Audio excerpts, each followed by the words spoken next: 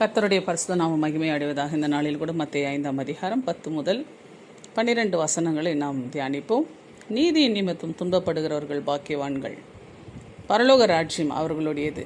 என் நிமித்தம் உங்களை நிந்தித்து துன்பப்படுத்தி பலவித தீமையான மொழிகளையும் உங்கள் பேரில் பொய்யாய் சொல்வார்களானால் பாக்கியவான்களாயிருப்பீர்கள். சந்தோஷப்பட்டு களி கூறுங்கள், பரலோகத்தில் உங்கள் பலன் மிகுதியாயிருக்கும். உங்களுக்கு முன்னிருந்த தீர்க்கதரிசிகளையும் அப்படியே துன்பப்படுத்தினார்களே. அருமையானவர்களே, இந்த நாளில் கூட இந்த காரியத்தை நாம் சற்றே தியானிக்க கடமைப்பட்டிருக்கிறோம். இந்த பூமியிலே நீதி செய்கிறவர்கள் மிக குறைவு. நீதி என்று சொல்லும் பொழுது அது ஒரு நியாயத்தை குறிக்கிற ஒரு வார்த்தையாக இருக்கிறது.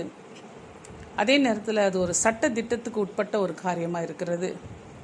இந்த பூமியில் நம்ம ஒவ்வொருவரும் ஒரு சட்டத்துக்கு கீழ்ப்படிந்து நடக்கிறவர்களாய் ஆண்டவர் அழைக்கிறார்.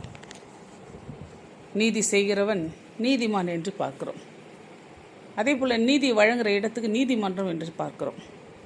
ஒரு சமூகத்தில் ஒரு சட்டத்திட்டங்களை வகுத்து அதற்கு கீழ்ப்படிய வேண்டும் என்று அழைப்பு கொடுக்கும் பொழுது அவன் சட்டத்துக்கு கீழ்ப்படுகிறவனாக இருந்தால் அவன் நீதி செய்கிறான் என்று நாம் சொல்லுகிறோம்.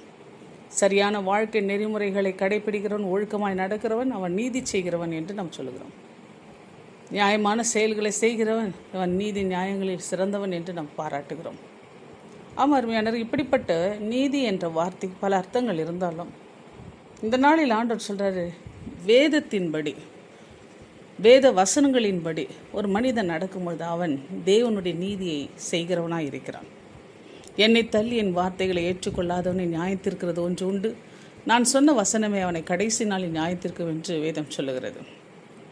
இயேசு கிறிஸ்துவினுடைய வார்த்தை ஒரு நியாயத்திற்கிற ஒன்றாய், ஒரு நியாயத்திற்பு நாளிலே ஒரு சட்ட புஸ்தகமாய் இருந்து செயல்படக்கூடியதாக இருக்கிறது.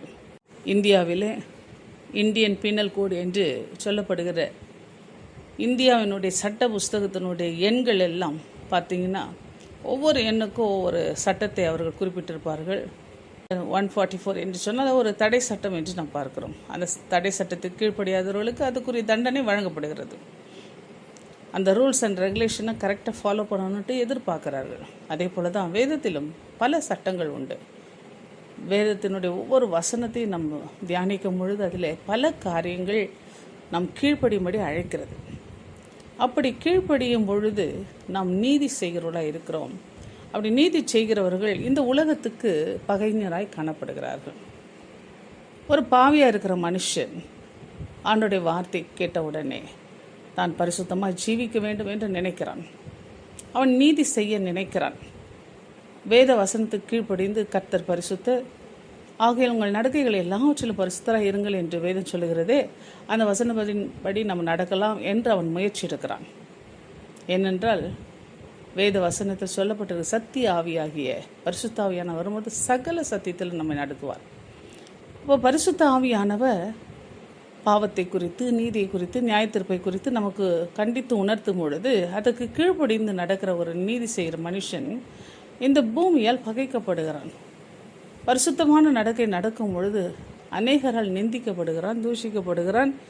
அவனை குறித்து கிண்டல் கேலி வருகிறது, நிந்தையான பேச்சுகள் வருகிறது, அவமானங்கள் வருகிறது. சில நேரங்களில் அவர்கள் விக்கிரக வணக்கத்தை விட்டு வெளியே வரும்பொழுது கூட உயிரே போகிற அளவு கூட பல துன்பங்கள் அனுபவிக்கிறத பார்க்குறோம். பெர்சிக்யூஷனில் நம்ம இப்படிப்பட்ட காரியங்கள் நம்ம கேட்குறோம். அருமையானவர்களே, ஆண்டவர் சொல்கிறாரு, தீமையான மொழிகள் உங்கள் பேரில் சொன்னால் அதை குறித்து நீங்கள் கவலைப்படாதீங்க, நீங்கள் பாக்கியவான்கள். நிந்தையாக பேசுகிறாங்களா, உங்களை துன்பப்படுத்துகிறாங்களா, கவலைப்படாதீங்க, நீங்கள் பாக்கியவான்கள். நீங்கள் ஆண்டோடைய வார்த்தை கீழ்ப்படுகிறீங்களா, நீங்கள் நீதி செய்கிறீங்களா, கீழ்ப்படுதலே ஒரு நீதி. அப்போது அந்த ரூல்ஸுக்கு, ஆண்டோடைய சத்தியத்துக்கு நீங்கள் கீழ்ப்படியும் பொழுது, பரிசுத்தமாக ஜீவிக்கணும் என்று நீங்கள் முற்படும் பொழுது நீங்கள் துன்பப்படுகிறீர்களா? அப்படி கீழ்ப்படுகிறவர்களுக்கு பரலோக ராஜ்யம் கிடைக்கும் என்பது வேத வசனம் உறுதியாய் சொல்லுகிறது.